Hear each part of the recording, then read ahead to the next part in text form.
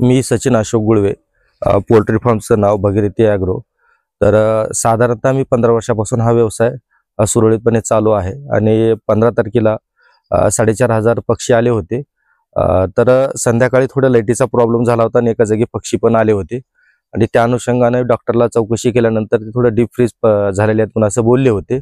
त्याच्यानंतर हे वर्तमानपत्रामध्ये त्याच्यानंतर टीव्हीवर सुद्धा चालू आहे की बर्ड फ्लूचं सावट आलेला आहे म्हणून। त्या अनुषंगानं काल 22 तारखेला पशुवैद्यकीय अहमदपूर या ठिकाणी ही माहिती कळवली। त्यानंतर पक्षाची मृत्यूमुखी 4,200 असून त्याचं अद्याप कारण समजलं नाही, ते तपासणीला अहवाल दिलेला आहे।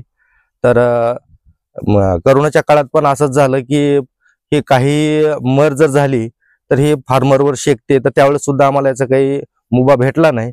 तर एक पशुवैद्यकीय अधिकारी साहेब आलेले आहेत, तर यांना आमचं थोडं बहुत जे काही नुकसान झालेलं आहे याच्याबद्दल पण त्यांनी विचार करावा असं विनंती करतो।